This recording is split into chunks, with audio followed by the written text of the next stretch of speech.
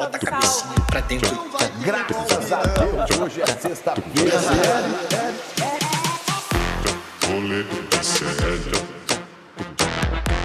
Rolê de sério.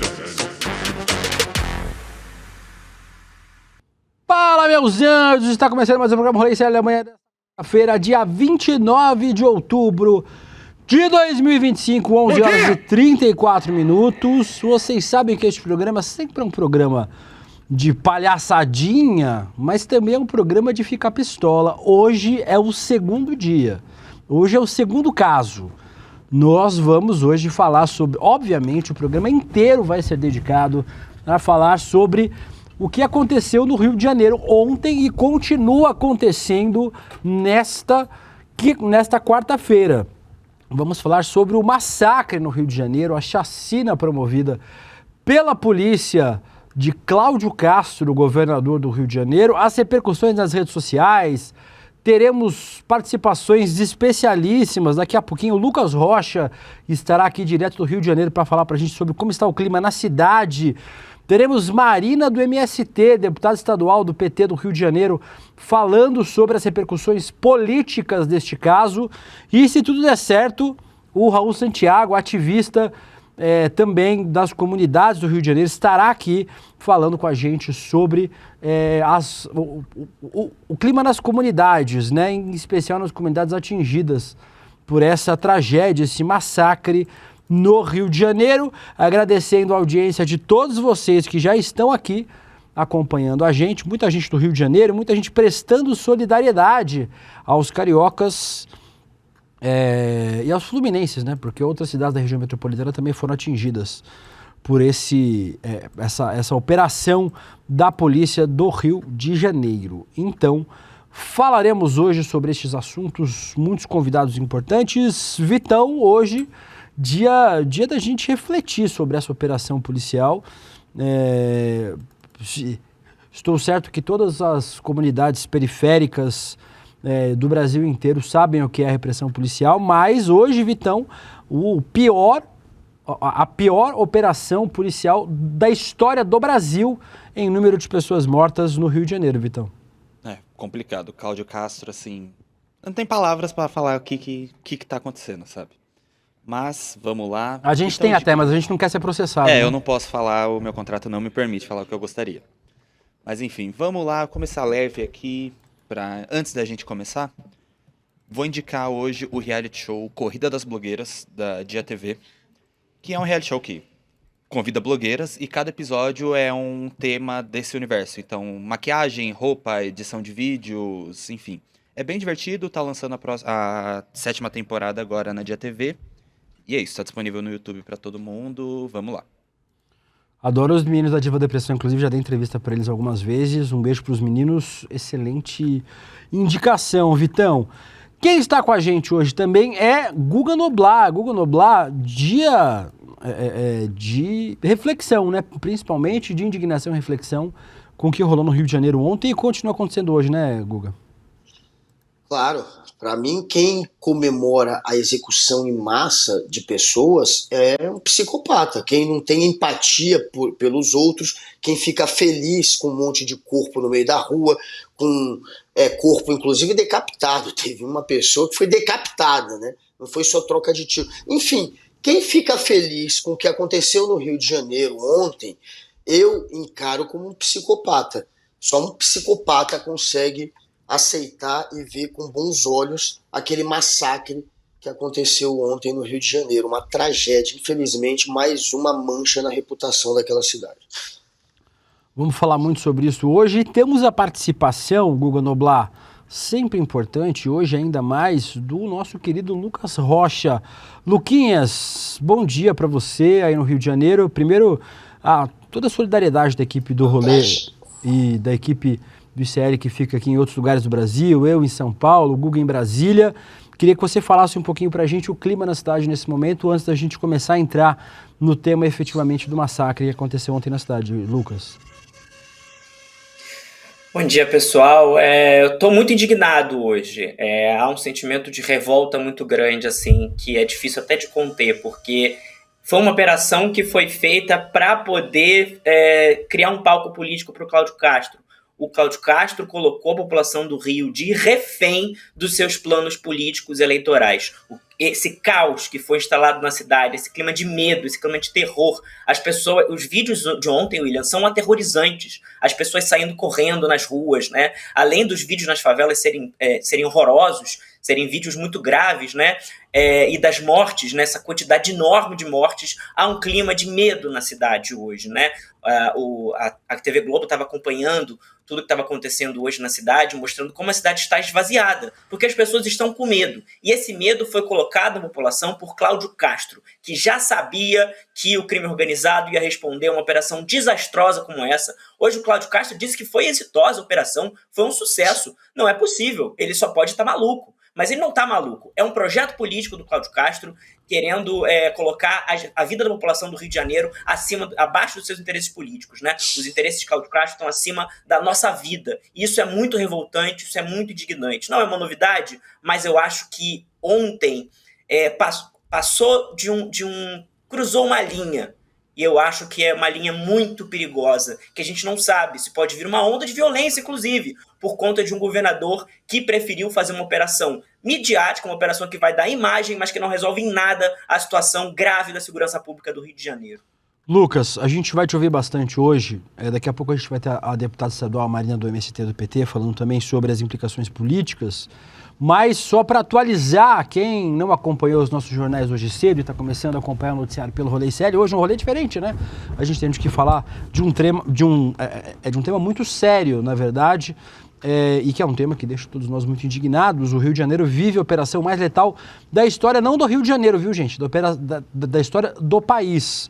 Até agora, a operação policial com o maior número de mortos na história do Brasil tinha sido no Carandiru, em São Paulo, no complexo prisional do Carandiru, onde a Polícia Militar de São Paulo matou, do Fleury, né, a polícia do Fleury matou 111 pessoas que estavam na penitenciária. Dessa vez, a gente já está com o número oficial de 114, né, Lucas? Mas a expectativa é que talvez o número ultrapasse 150 pessoas, dependendo dos corpos que estão sendo contados pela cidade inteira ainda.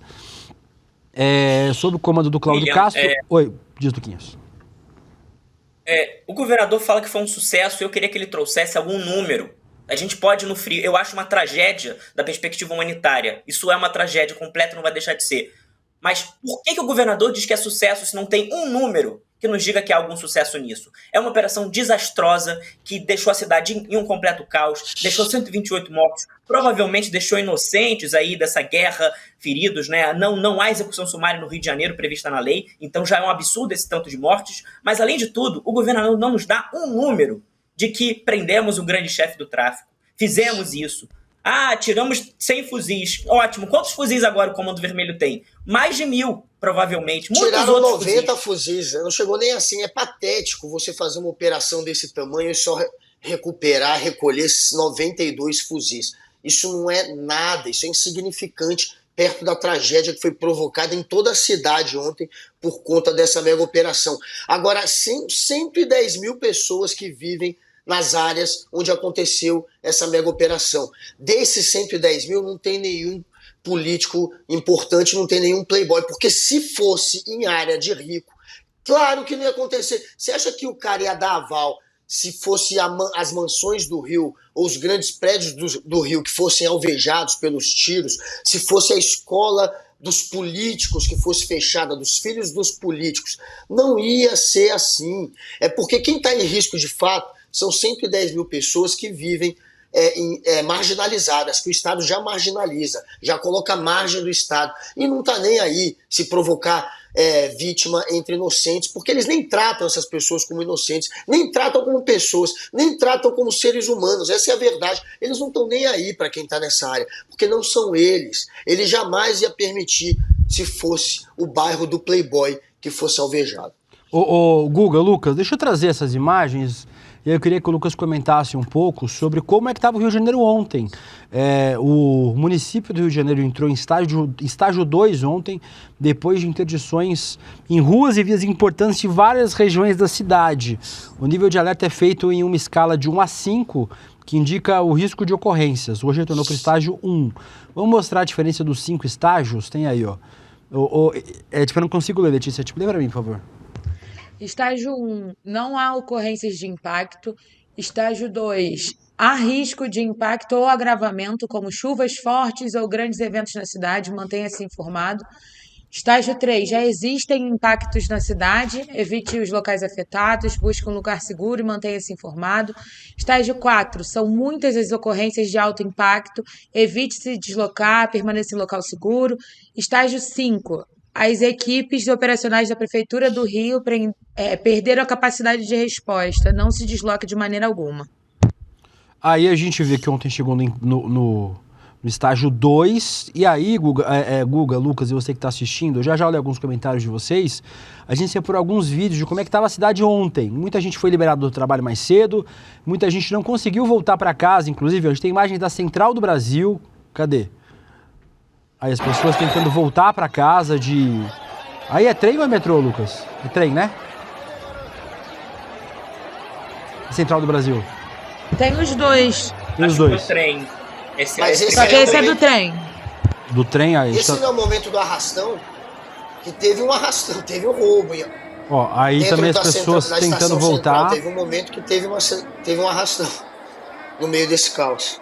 Teve muita gente que não conseguiu votar, que não conseguiu voltar para casa. Tem imagens daí da UERJ, essas são as pessoas na Universidade Estadual do Rio de Janeiro. Tem imagem de pessoas indo de barco embora, cadê?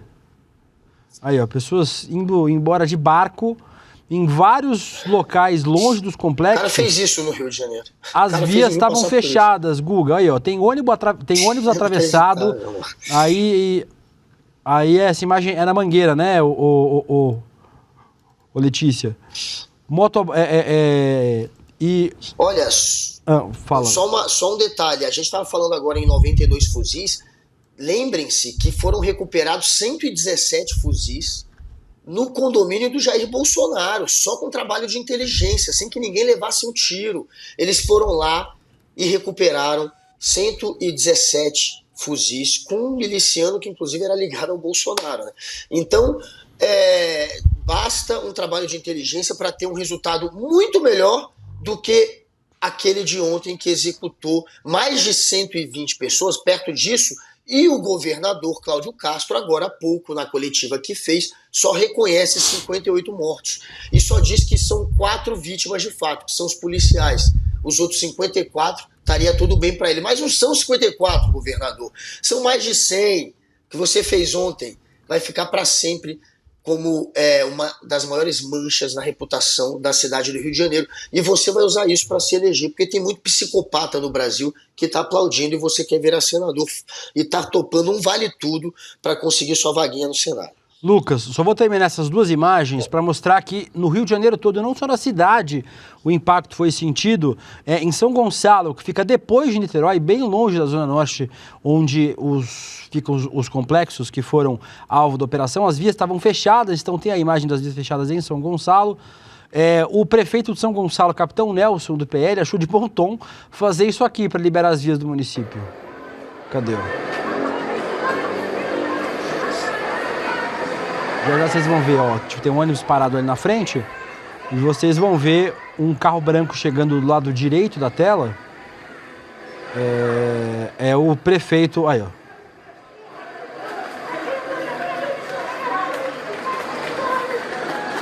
O prefeito anda assim ou Lucas Rocha em São Gonçalo? O prefeito desse jeito? Enfim. Eu queria que você falasse um pouco, Lucas, sobre o clima na cidade, né? A cidade inteira foi afetada por conta dessa operação policial ontem aí no Rio. Ô William, eu não sei se eu posso estar falando uma besteira, a Letícia pode me corrigir talvez, mas eu não lembro de nenhuma vez ser acionado estágio de atenção na cidade para situações como essa. Geralmente esse estágio de atenção é para chuva, é para situações extremas de calamidade de efeitos da natureza, né? De chuva, de calor, onda de calor, tudo isso. Eu não lembro, de verdade, eu posso estar falando uma besteira, de ter estágio de atenção número 2 para situação de desordem urbana, de violência pública. É uma coisa muito grave, porque e foi desatada, eu acho que isso é muito importante da gente sempre destacar. Esse temor, essas imagens foram provocadas pelo governador Cláudio Castro. Não é só pelo CV. É claro, o CV é o grande responsável por essa onda de violência, mas quem fez essa onda de violência disparar foi o governador Cláudio Castro, com uma operação que não serve para nada. Essa operação não vai servir para nada. Essa operação não vai acabar com o Comando Vermelho. Os grupos criminosos controlam 20% da região metropolitana do Rio de Janeiro. Desses 20%, metade é controlado pelo Comando Vermelho, 51%. Então a gente está falando de 10% do território da região metropolitana do Rio de Janeiro controlado pelo Comando Vermelho. Isso segundo algumas estimativas que temos aí. Esses números podem ser um pouco divergentes, mas são estimativas. Essa operação tocou duas favelas, uma do lado da outra, que não representa 10% do território do Rio de Janeiro. O buraco é muito, muito, muito mais embaixo. É uma operação que só fez realmente desatar uma onda de violência na cidade, no estado, né? Ontem foi uma loucura para as pessoas voltarem para casa. Tem parentes que ficaram desesperados de como voltar para casa no meio desse caos, porque as ruas estavam sendo fechadas. Estavam sendo fechadas por bandidos que mandavam parar um ônibus no meio da rua, armados. E aí você não sabe o que pode acontecer, né, Guga? A gente não sabe o que pode acontecer. Se pode haver arrastões enormes, se pode haver sequestro. Claro. A gente não sabe o que pode acontecer. Ele sabe que vai acontecer merda. Ele sabe que vai dar merda. Ele sabe. Isso ele sabe, né, Lucas? Ele sabe que quando bota a polícia para massacrar, vai ter uma resposta do crime organizado, que é óbvio que vai ter alguma consequência, a gente não sabe exatamente qual, mas ele sabe que vai dar merda, a gente sabe que vai ter uma resposta, e ele provoca essa resposta exatamente para criar esse ambiente político que ele está criando. Inclusive agora, neste momento, gente, ele está reunido com a turminha da direita, com os governadores, ele chamou todo mundo. Ratinho, vem, Ratinho não foi porque está em agenda externa, chamou Tarcísio, chamou Ronaldo Caiado, que está participando de reunião remota com ele, chamou o Jorginho Melo de Santa Catarina. Então, daí você vê que é só o interesse político que está por trás dessa operação. Não vai ter nenhum efeito, como o Lucas falou, para melhorar o nível de violência da cidade, para, enfim, acabar com o crime organizado. Não vai ter nenhum efeito. A gente já viu várias vezes esse tipo de operação, sem estratégia nenhuma, só indo lá para matar geral. Não tem. Aliás, o efeito é que troca, às vezes, o tráfico pela milícia. No máximo é isso. Mas que vai continuar tendo. As pessoas que vivem naquelas comunidades vão continuar na mão do crime organizado, vivendo sob o manto do crime organizado. Do mesmo jeito, não muda a realidade, só que traz esse ambiente político que ele quer criar favorável a ele, tanto que ele está agora reunido neste momento com os governadores da extrema-direita. Ô Lucas, e o que eles podem fazer, né? O que esses governadores podem fazer? Vão fazer nada, vão fazer um grande espetáculo só. Não tem nenhuma ação que pode ser feita por esses governadores em conjunto. Eles não são a Polícia Federal, eles não são agentes da inteligência. Por mais que se coloque agente de inteligência, vou colocar a inteligência de Goiás e de São Paulo junto à inteligência do Rio de Janeiro. Temos a Polícia Federal que faz esse trabalho acima de todos eles, e que esses governadores foram contra que a Polícia Federal aprofundasse esse trabalho de inteligência, porque foram contra a PEC da segurança. Então a PEC da segurança previa a integração de ações e eles foram contra, porque eles queriam, claro, o palco para eles. Então esses governadores estão querendo palco, eles estão querendo aparecer e não resolver a situação da crise urbana do Rio e do Brasil. Desculpa, eu te atropelei. Não, que isso, Lucas. É super compreensível e tem muita gente concordando aqui com a sua revolta. Ana Luza Batista Vaz, revoltante, terrível. O HSM, governador do Rio, genocida. O Caê Maia, fora Cláudio Castro. Gaia Psaik, que coisa angustiante, horrível. A Marilena, o governador, rifou o povo. Gata Revoltada mandou muito amor pra você, Lucas, e a gente também, a Marlu Cigatti, abraço solidário aos cariocas, todo mundo muito solidário com o que está acontecendo no Rio de Janeiro. E eu hoje de manhã, Lucas, eu falei no N1, vou repetir aqui. Eu entendo a lógica, e eu até conversei com o professor Castro Rochas, que é carioca como você, das pessoas que aderem, gente comum, que adere a esse discurso do bandido bom é bandido morto, porque, via de regra, Lucas, as pessoas também estão cansadas da violência urbana, as pessoas comuns estão cansadas, né? As pessoas comuns são assaltadas, parentes sofrem latrocínio, via de regra as pessoas estão muito cansadas. As pessoas dessas comunidades, eu não tenho nenhum local de fala, mas ouvi algumas delas, vi muitos relatos, também estão cansadas da opressão que o crime organizado promove nessas comunidades, promove nessas regiões, e não só do Rio de Janeiro, do Brasil inteiro, né? Os grupos armados, as milícias, o tráfico de drogas, comanda o modo de viver em alguma dessas comunidades. Mas, ao mesmo tempo, eu queria trazer essa reflexão para vocês que estão assistindo o programa. Em primeiro lugar, vamos propor um debate com as pessoas, sendo compreensivos com esse lugar, de que as pessoas estão cansadas e por isso acabam aderindo a esse discurso.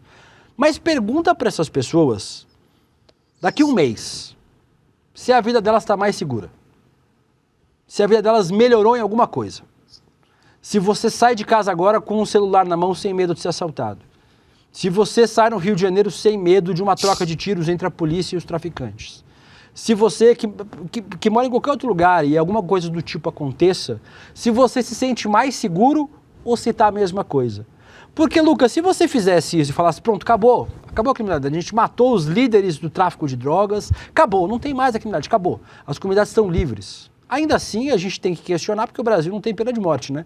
O Brasil é um país que tem um ordenamento jurídico, as pessoas têm que ser presas, têm que ser julgadas, condenadas em caso de comprovação de culpa. Mas é isso que mais me fode, assim, sabe, Lucas? Porque a gente teve aí 120 pessoas mortas, 150, a gente não sabe o número exato ainda, a gente tá vendo o vídeo aqui, a gente mostrou hoje de manhã, a gente vai mostrar de novo. Pede desculpa se você estiver almoçando, estiver com sua família. São imagens fortes, não deixem crianças ver as imagens, mas são imagens de corpos empilhados nas ruas do Rio de Janeiro. Resolveu o quê, Lucas? Acabou o crime organizado no Rio de Janeiro? Essas 50 que morreram, amanhã vai ter 150 no lugar delas de novo? Essa é a pergunta fundamental. As pessoas estão cansadas, a política entrega pouca solução para a vida das pessoas e passou o governo PSDB, do PT, de vários alinhamentos políticos diferentes. É compreensível o cansaço das pessoas, em especial as pessoas que moram nessas regiões, mas a gente não pode ignorar que não resolveu nada, Lucas. Entendeu? Tipo, amanhã a situação vai estar do mesmo jeito no Rio de Janeiro. Daqui a um mês vai estar do mesmo jeito. Se você matar 200 pessoas, vai estar do mesmo jeito. Se matar 1.000 pessoas, vai estar do mesmo jeito. Se matar 10.000, vai estar do mesmo jeito. Esse, para mim, é o ponto mais importante dessa história. Tem gente que adere a esse discurso, mas é preciso levar as pessoas à reflexão de que isso não leva a absolutamente nada. Não constrói nada de positivo para a vida de ninguém essa história, Lucas.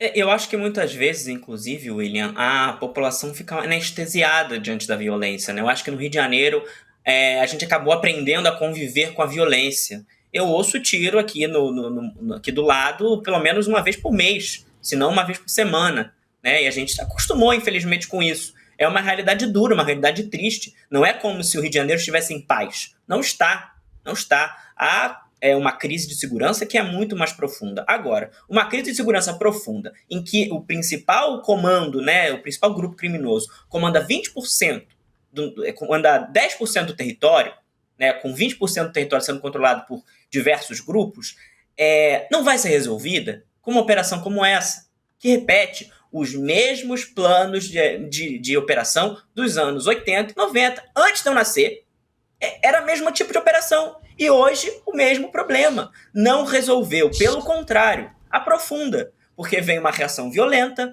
aí vem outra forma de atuação, aí um grupo tenta conquistar o espaço do outro, porque é assim que funciona.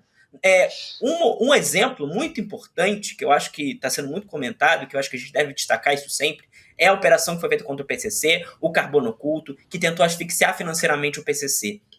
E eu acho que é por esse caminho que é importante de caminhar. É claro que não dá para deixar a vida das pessoas à mercê dos grupos criminosos. Não é isso.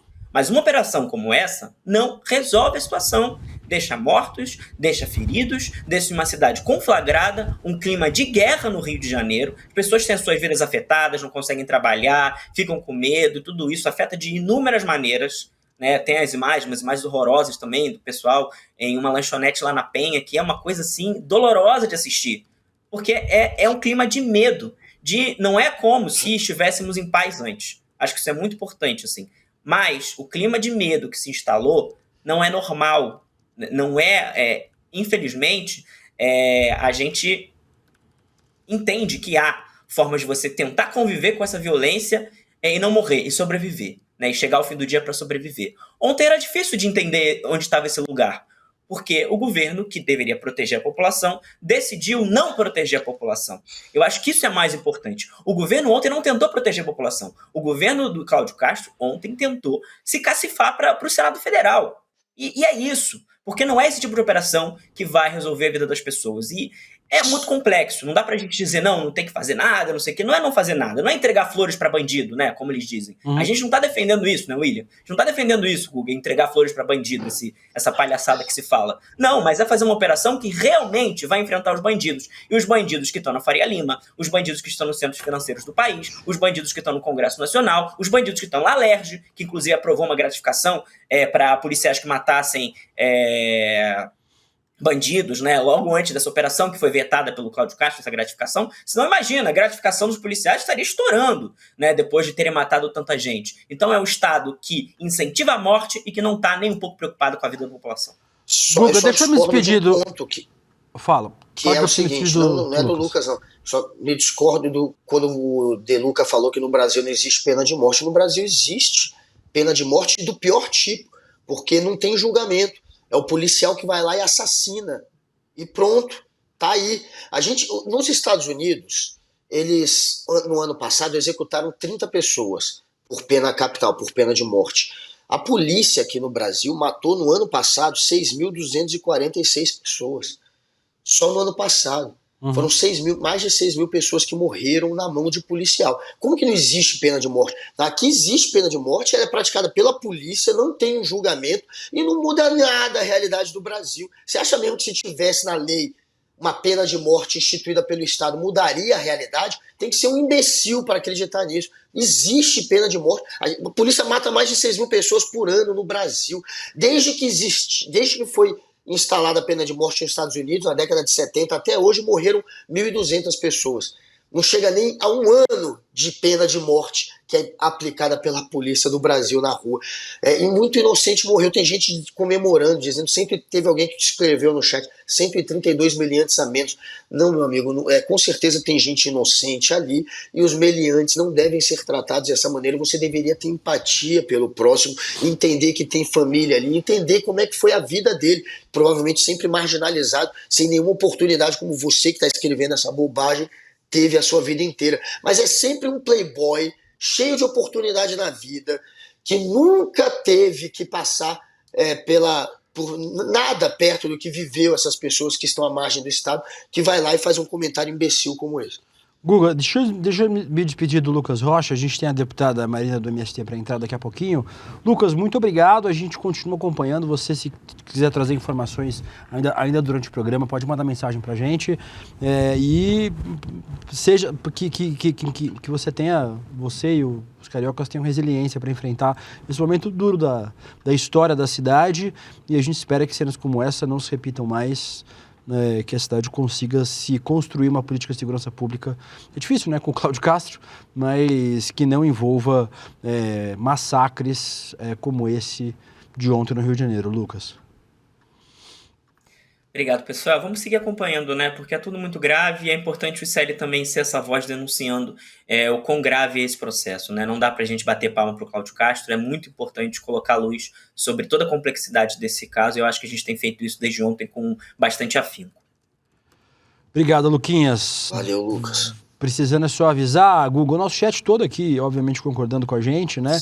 E é isso,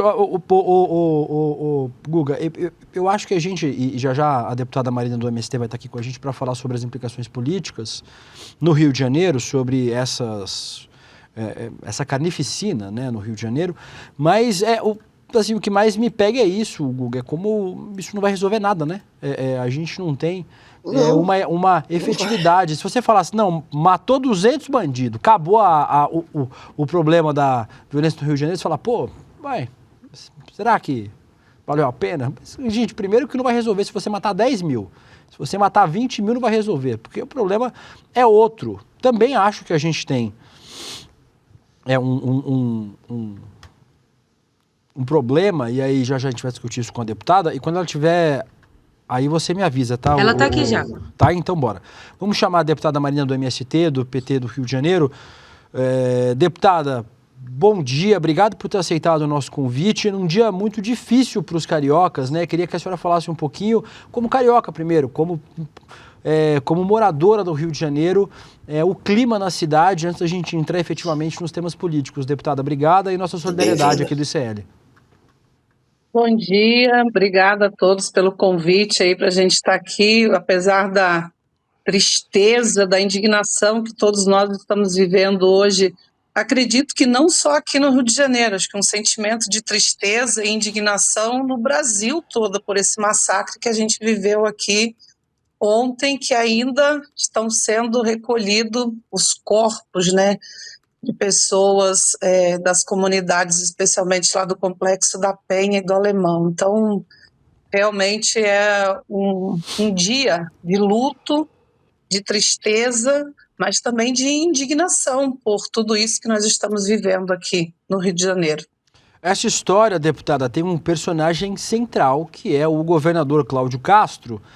A gente tem aqui o governador do Rio de Janeiro celebrando os números, mesmo diante dessa barbárie. O Cláudio Castro tentou justificar a ação dizendo que o Rio de Janeiro está sozinho. Disse que pediu ajuda para o governo e não foi atendido. Vamos ver o que o Cláudio Castro falou no começo dessa operação ontem no Rio de Janeiro. Não foram pedidas dessa vez porque nós já tivemos 3 negativas. Então nós já entendemos que a política é de não ceder. Falaram que tem que ter GLO, que tem que ter isso, que tem que ter aquilo, que podiam emprestar o blindado e depois não podia mais emprestar porque o servidor que opera o blindado, ele é um servidor federal, então tinha que ter GLO e o presidente já falou que ele é contra a GLO e aí cada dia nós temos uma razão, para não ser mal educado, cada dia nós temos uma razão de não emprestar e de não estar colaborando. Então a gente entendeu que a realidade é essa e a gente não vai ficar chorando pelos cantos, a gente vai ficar trabalhando, que é o que está acontecendo hoje aqui. O Estado, ao invés de ficar transformando isso numa batalha política, está fazendo a sua parte e, como disse brilhantemente a nossa coronel Cláudia, está excedendo, inclusive, os seus limites. Eu até entendo que estamos excedendo as nossas competências, mas continuaremos excedendo elas. Se precisar exceder mais ainda, excederemos na nossa missão de servir e proteger o nosso povo. É curioso, deputada, que em março o Cláudio Castro disse o seguinte... É muito vergonhoso isso, viu? Olha, a gente tem o que o Cláudio Castro falou em março. Eu não preciso que ninguém entre com polícia nova no Rio. A minha polícia está estruturada. Eu preciso que os outros entes façam sua parte para que o meu trabalho dê resultados. Queria que a senhora avaliasse essas declarações do Cláudio Castro, em especial porque a primeira declaração dele deu munição para a extrema-direita do Brasil inteiro, dizer que o governo Lula abandonou o Cláudio Castro na luta contra o crime organizado. Já politizou aí. E isso foi grave demais, né, deputada? Não, é muito grave tudo que nós estamos vivendo aqui no estado do Rio de Janeiro com essa política neofascista, essa política terrorista irresponsável do governador Cláudio Castro com a população do Rio de Janeiro, especialmente com o tema da segurança pública, que é assim, nós vivemos um período de total insegurança pública. Primeiro porque não há um projeto de segurança pública no nosso estado que seja sério, que seja responsável, que seja, como você falou, articulado com as políticas federais.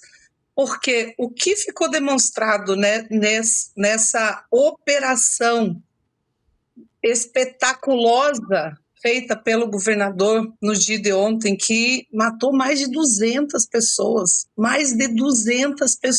mortas, assassinadas, para além de ser a maior operação letal do nosso estado, significa que o governador está transformando o uso do caixão na sua política eleitoral aqui do Rio de Janeiro, porque fez isso claramente para chamar a atenção da sociedade, para cobrar responsabilidades indevidas do Lula e do governo federal e utilizou da mentira, mais uma vez, para fazer isso. Já está aí demonstrado, né, tanto pelo ministro Lewandowski, o governador teria ligado para a ministra Gleice Hoffmann se desculpando por ter falado isso, por ter acusado o governo federal de não ter dado apoio aqui. Então, assim, é um show de horrores, um show de mentiras, um espetáculo da morte e que se transformou aqui num massacre. O que é isso? Então, é uma política assim, que nos preocupa a todos.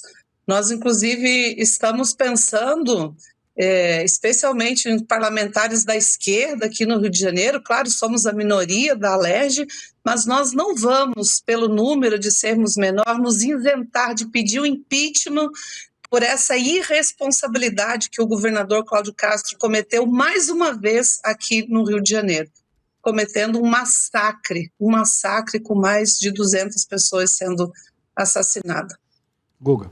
Era isso que eu ia perguntar, o que pode ser feito, né, agora para responder. Politicamente é o impeachment, mas juridicamente tem alguma outra coisa que possa ser feito para responsabilizar o governador por um massacre absurdo como esse? Tem como entrar na justiça contra o governo por conta dessa operação desastrosa e que ele só reconhece 58 mortes. Como é que vai ficar essa história? Ele disse que só morreram 58. A senhora está passando 200. A gente já tinha ouvido falar em mais de 120. Esse número de 200 vem de onde? São 200? São 120? Enfim, 58 a gente sabe que não são. E tem como responsabilizar ele juridicamente? Nós estamos organizando, queremos agora no início da tarde fazer uma reunião com todos os parlamentares da bancada do PT, da bancada de esquerda na Assembleia Legislativa, e queremos com isso conversar, discutir quais as medidas nós vamos tomar, tanto as medidas institucionais no campo da denúncia, tanto ao nível de denúncias internacionais, né, por essas ações que o governador tem tomado no último período aqui no Estado, mas também ações jurídicas, assim como mobilizar o Ministério Público Estadual, Ministério Público Federal, porque há claramente muitas irregularidades nessa operação feita ontem pelo governador.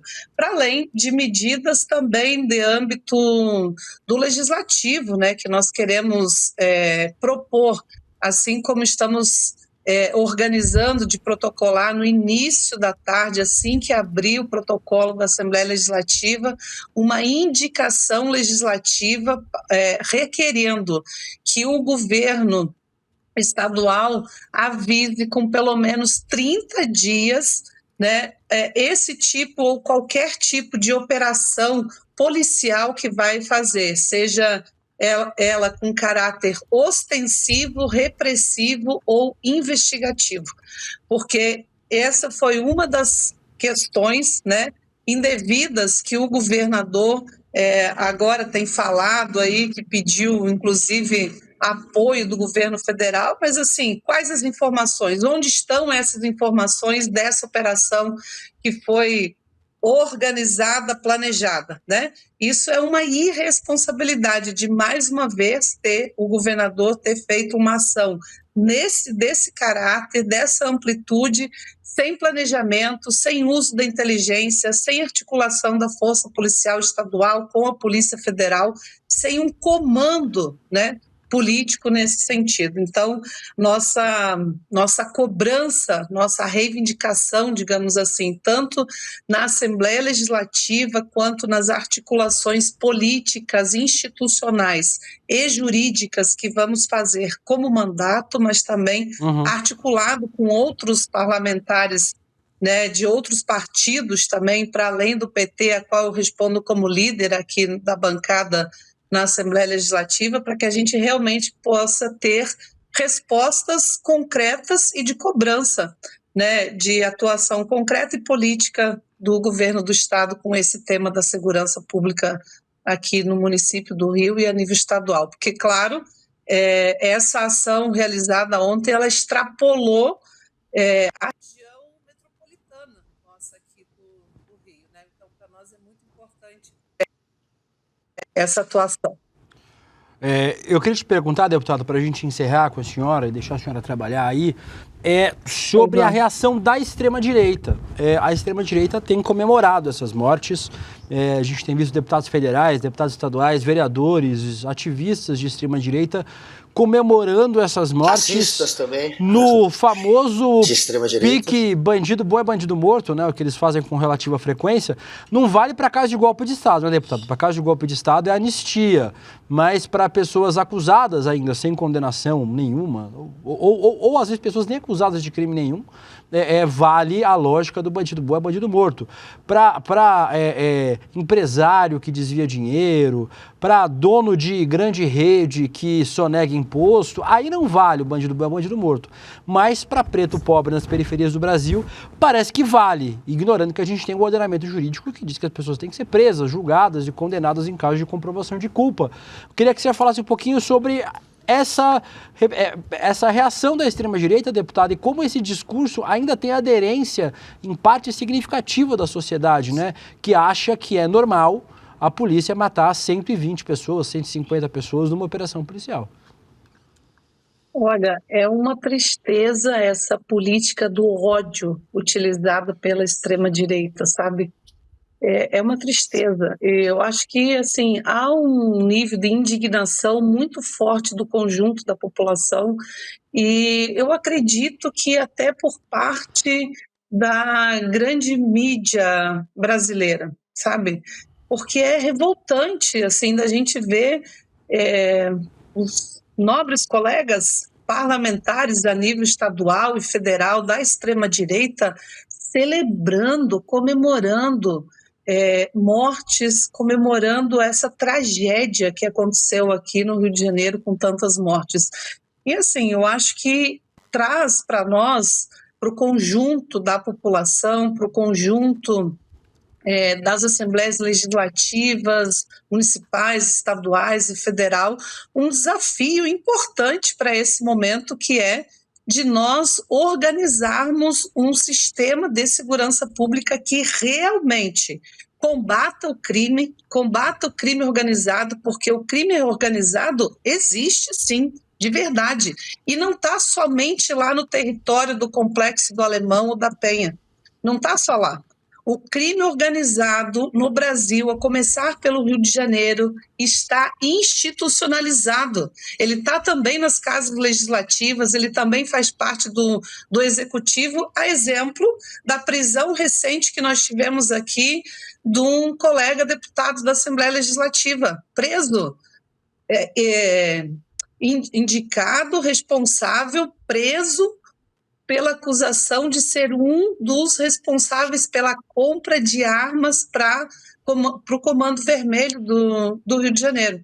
Então, não se pode dizer que não existe o crime organizado. Ele existe e é dever do Estado a sua organização para combatê-lo, para prender os responsáveis, para punir os responsáveis. Porém, aí está colocado um grande desafio para nós, para o conjunto da sociedade brasileira e para as casas legislativas, né, especialmente dos estados e a nível federal. É preciso ter uma política de redução da letalidade. É preciso ter uma política de segurança pública que leve em consideração a lei para todos, para os políticos, para os empresários e para aqueles que vivem também lá nas comunidades, nas periferias. É preciso combater o crime organizado com política séria, com política organizada, né? Então, é preciso também ter essa cooperação, de fato, entre os municípios, entre os estados e o poder público federal. Mas tem que ter abertura dos estados, tem que ter abertura dos governadores para isso, para a construção dessa política. E, por último, acho que é muito importante também se pensar em política de segurança pública, em combater o crime organizado, em prender, sim, os responsáveis pelo crime organizado nos estados, pelos crimes nos estados, mas é preciso também o Estado comparecer nas comunidades, nas periferias, ter presença nas comunidades e periferias com políticas públicas, com educação, com política de saúde, com política de lazer, com política de esperança para a nossa juventude. O que é que nós estamos propondo para a nossa juventude periférica hoje, como você disse, para a juventude pobre, preta, favelada? Então, é preciso, sim, se organizar para combater o crime organizado, com planejamento, com uso da inteligência, mas é preciso também que o Estado esteja presente nas comunidades, na periferia, na cidade e no campo, né, com políticas públicas voltadas também para o desenvolvimento da economia, da cultura, da saúde, da educação e do lazer para o conjunto das pessoas, especialmente para a juventude. Deputada, muito obrigada, quero agradecer a sua participação, espaço sempre aberto aqui no Rolê ICL, no ICL, parabéns pelo trabalho, a gente segue acompanhando, deputada. Muito obrigada a todos vocês, um bom trabalho também, e é importante que o ICL continue com essa política da comunicação e da informação verdadeira e reflexiva para o conjunto da população. Muito obrigada. Obrigado, deputada, grande abraço. Deputada. Guga, o nosso chat todo aqui comentando a participação da deputada, claro, a gente vai continuar falando sobre esse tema, a gente tem mais 10 minutinhos de programa, Guga. Só um detalhe, falaram aí no chat que são, agora tem gente dizendo no chat que são mais de 200 mortos, a deputada falou em 200, eu não vi esse número, eu vi 120, agora eu tô vendo já 130. Então, tipo, as estimativas... Vai subir mais, mas se alguém tiver alguma informação sobre números, e enfim, a fonte também da informação, joga aí no chat, tá? Para ir atualizando a gente. Guga, acho que é difícil fazer uma estimativa agora, porque os moradores continuam até agora buscando corpos em toda a cidade.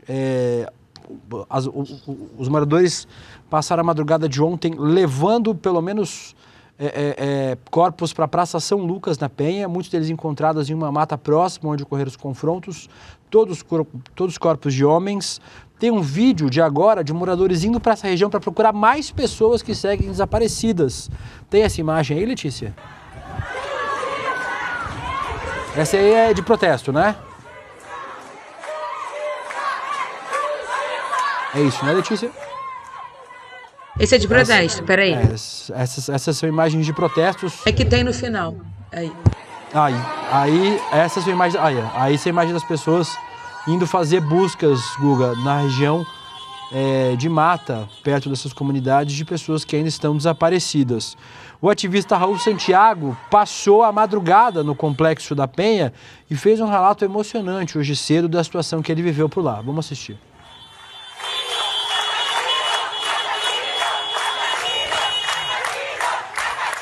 O vídeo do Raul Santiago, gente.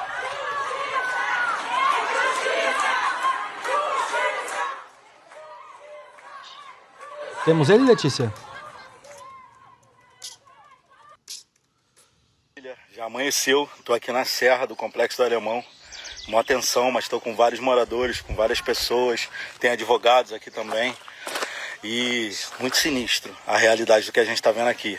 Pessoalmente, só numa caminhada aqui, junto com os advogados, com moradores e afins, a gente já encontrou 12 corpos. Acabamos de encontrar 12 corpos executados numa curta distância. Assim, não vou mostrar essa cena para ninguém, não. Mas enfim, tá tudo documentado, tá tudo registrado. Amanheceu, a gente está realmente aqui na mata do complexo, né, na selva. Ó, a galera já... Ô, Guga, é uma situação inacreditável, né? O governo tinha divulgado ontem 64 mortes, mas as estimativas que a gente tem hoje já passam 124 pessoas mortas no total. Portal UOL, segundo o José Marcos, que está aqui no chat, foi no UOL que deram mais de 200 corpos já.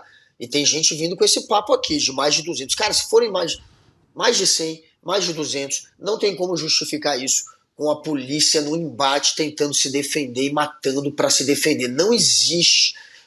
Infelizmente, a polícia também é colocada nessa linha de tiro. É horrível o que acontece com a comunidade e com a própria polícia. 4 policiais morreram. Agora é impossível, em troca de tiro, se fosse realmente a polícia se defendendo, matar 200 e morrerem 4 de um lado e morrerem 200 do outro. Isso é execução sumária. Então é óbvio que eles saíram matando geral e vai ter muito inocente no meio. Se são 200, como estão dizendo o UOL, imagina, vai ter muito inocente no meio. O último número que está no UOL aqui são mais de 100 pessoas, tá? O último número do site do UOL são mais de 100. A deputada deu 200. Teve gente falando 254 aqui no chat, agora tem um outro dizendo que no UOL tá dizendo mais de 200. É que é isso, Enfim, tá 120 chegando que muito seja. corpo, assim, tipo, ainda Tá na chegando Globo muito mesmo tá corpo. mostrando, no IML chegando um monte de corpo, tem as pessoas que estão E tem que procurando ver se... agora. Sim. Sim. E tem que conferir se todos esses corpos são de pessoas que foram mortas durante a operação. Talvez possa ter corpo que não foi morto durante essa operação, mas é um número absurdo. E essa diferença de proporção de bandido ou de suspeito e até de inocente morto para policial demonstra que provavelmente foi tudo execução sumária. Eles saíram matando a esmo mesmo. Saíram matando geral. Não teve troca de tiro. Não é gente se defendendo. Aí morre. Infelizmente, morrem 4 policiais. Mas se morreram 4 contra 100, é porque a maioria desses 100 foram mortos de maneira sumária, sem se protegerem, provavelmente. Sem terem nem como se proteger. É isso, Guga. A gente vai Pode continuar. aguardar. A gente vai continuar acompanhando essa história. Lembrando, hoje vai ter uma cobertura completa também no ICL Urgente, daqui a pouquinho, às 5 horas da tarde. Logo em seguida, às 5h30, no N2, com a Gabi. Hoje é a Gabi de volta, né? Então, acho que é com a Gabriela, o Chico Sal, o Rodrigo Viana, a nossa equipe toda acompanhando direto de Brasília, do Rio de Janeiro. Já vai ter uma coletiva da PM, né, da Secretaria de Segurança Pública do Rio de Janeiro, falando sobre a operação também. Então, a gente vai ter repercussões em toda a programação do ICL, hoje, certamente nos próximos dias, sobre essa chacina do Rio de Janeiro. E, Guga, só para trazer um contexto histórico, é importante lembrar que depois de 3 décadas, o Brasil superou o massacre do Carandiru. O episódio de ontem já supera em número de mortes o massacre do Carandiru, que aconteceu em 92, quando 111 presos foram executados na casa de detenção de São Paulo. Na época, 7.207 presos viviam no local, 2.706 só no pavilhão 9, onde estavam encarcerados os réus primários, aqueles que cumpriam sua pena de prisão ou que ainda aguardavam julgamento. A briga entre 2 detentos se generalizou e transformou em rebelião, e a polícia foi chamada para conter o conflito, mas depois de uma falha com a negociação dos presos, o comando policial decidiu entrar no local e executar os presos. A gente tem já muita literatura sobre isso, muita produção audiovisual, literária sobre esse caso, né? Inclusive, os Racionais cantam, né? Prepara a champanhe, chegou o grande dia, né? O massacre era um sonho antigo das forças de segurança de São Paulo, que acabou tendo uma desculpa para acontecer. Agora, mais uma vez, Guga, 30 anos depois, 33 anos depois, um massacre de dimensões maiores do que as do Carandiru na cidade do Rio de Janeiro. Mas é tudo preto, favelado, igual. E aí a gente lembra da música do Gil com Caetano, né? 111 presos indefesos, mas presos são quase todos pretos, ou quase brancos, ou quase pretos, de tão pobres são tratados. Porque se você é pobre e preto, você é tratado da mesma maneira pela polícia e você não é considerado nem um cidadão. E quem está apoiando esse massacre, essa carnificina, os psicopatas que aplaudem isso, são os mesmos que se dizem cidadão de bem. Olha que coisa, são os mesmos que pedem anistia para o criminoso de direita. Quando o criminoso é do grupo político deles, eles pedem anistia. Mas preto, pobre, favelado, aí eles querem ver mortos. E aí a gente só acaba lembrando, claro, dessa música do Caetano. Aproveitar para agradecer o nosso chat aqui, muita gente comentando sobre esse assunto. O Liz Longo, é muita tristeza, muita vergonha. O Gelan, o massacre de Castro é uma vergonha. A Deise Lima, Deilza Lima, é muito triste ver as pessoas achando bom todas essas mortes. A Isabel Ataíde dizendo que é surreal. A Regina Massarante, muito triste. A Karen Potter, quem concorda com isso e ainda acha certo, só pode ser do mal. Eu reforço isso, gente. As pessoas estão cansadas de violência. E aí as pessoas acabam achando que qualquer coisa vale, inclusive matar um monte de gente. É por isso que eu falo, não desistam desse debate. Façam esse debate com as pessoas de forma centrada, de forma calma, de forma equilibrada, porque é importante a gente levar as pessoas a refletir sobre isso, né, Guga? Não resolve nada, não resolveu nada. Amanhã o Rio de Janeiro vai estar a Dinamarca, vai estar igual a Copenhague. Piorou. O Piora. complexo do Alemão amanhã vai estar com a qualidade de vida da Finlândia? Não vai, né, Guga? Então, assim, o risco é esse. O risco é o crime organizado se armar mais, com armamentos mais pesados, cometer atos ainda mais graves de violência, e a situação só piora para as pessoas todas da cidade, sejam moradores das comunidades, dos complexos, ou os moradores do asfalto, como chamam no Rio, né? Das áreas mais nobres da cidade. Guga? Não resolve nada, a gente sabe que não resolve. O Brasil faz isso de vez em quando, esses massacres, nunca vai resolver, não é assim que se resolve. E o Estado pode atuar de maneira estratégica, basta eu relembrar o que eu disse aqui no início do programa hoje. No condomínio do Jair Bolsonaro, apreenderam 117 fuzis, inclusive com um miliciano que era ligado a ele. Já nessa operação, que mataram mais de 100, talvez até 150, 160, saberemos, só conseguiram apreender 92 fuzis, o que é insignificante perto do armamento que hoje está na mão do crime organizado. E você combate o crime organizado com políticas tanto de estratégia da justiça para saber quem prender, quanto políticas de Estado, como falou a deputada, com educação, com saúde, criando oportunidade para quem está ali.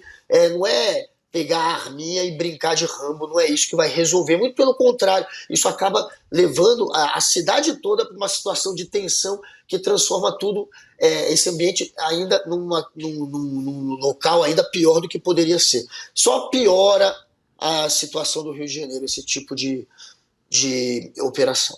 O Guga, a Letícia está assistindo a coletiva aqui da PM do Rio, confirmaram só os 4 policiais mortos por enquanto, não tem números oficiais de mortos ainda, de civis mortos, né? Eles estão falando aqui, assim, acredito que vai falar até o fim dessa coletiva, mas vai ser depois do programa, imagino. A gente traz a cobertura completa nos próximos programas aqui do ICL. Guga, aproveitar para pedir para vocês se inscreverem no nosso evento. Parece que não tem relação, mas tem, viu, gente?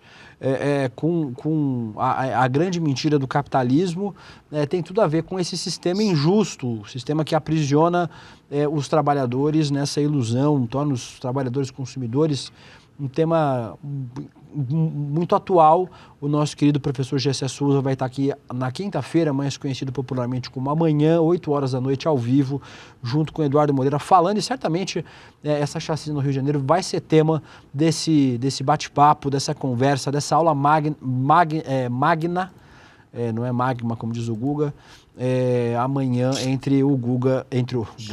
entre o Gessé Souza e o Eduardo Moreira. Então se inscrevam em roleicl.com.br para participar dessa aula magna amanhã ao vivo, 8 horas da noite. Guguinha, obrigado por estar aqui comigo nessa quarta-feira. Difícil, né? Tema muito duro, tema que desgasta a gente, que precisa fazer a cobertura desse tema o dia inteiro, mas necessário para a gente refletir os próximos passos, né? Evitar que tragédias como essa voltem a acontecer e também que a gente tenha política de segurança pública que efetivamente toque nos problemas da população e não façam maquiagem com segurança pública.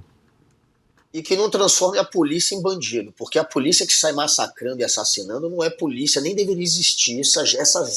Esses policiais que participaram dessa mega operação, inclusive, deveriam ser investigados. E não é à toa que hoje mais da metade do Brasil não confia na polícia. 51% não confia contra 46% que confia. E entre pretos e favelados, o número é gigantesco daqueles que têm mais medo hoje. Isso é o Datafolha que deu. Eu não me lembro os números, mas podem pesquisar. É muito maior o número hoje de pretos e favelados que têm medo da polícia, tem mais medo da polícia do que medo de bandido. A polícia hoje ameaça mais do que o próprio traficante.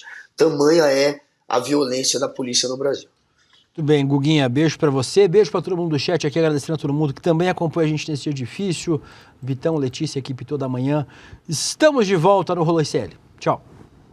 O capitalismo conseguiu roubar até mesmo os sonhos dos trabalhadores. Ele simplesmente pegou ideias e sonhos que surgiram para combater o capitalismo e as transformou em ideias verdadeiramente capitalistas. Liberdade, criatividade e originalidade, que eram formas de resistência ao capitalismo, agora são termos associados ao lucro, às empresas e ao mundo do trabalho. No dia 30 de outubro, quinta-feira, às 20 horas, eu darei uma aula magna chamada Grande Mentira do Capitalismo. Vamos mostrar como o sistema ilude e engana hoje trabalhadores em todos os lugares. Você pode ir para qualquer país e fazer qualquer tipo de documentário. Eu não hago apologia da pobreza, hago apologia da sobriedade. Agora, eu disse, vem, eu desafiei, vem aqui, para ver se eu tenho renda ou não.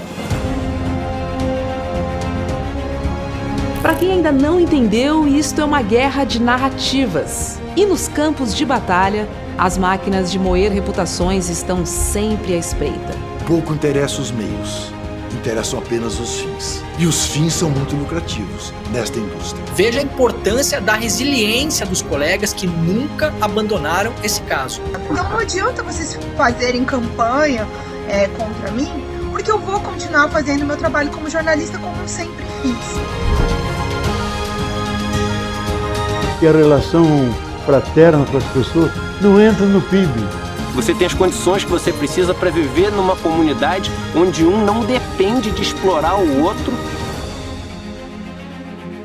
Eu sei que eu não vou ver a colheita, mas faço questão de morrer semente. Eu disse uma coisa que eu repito: a morte vai me encontrar lutando. Acho que a gente escolheu bem as pessoas que trabalham com a gente.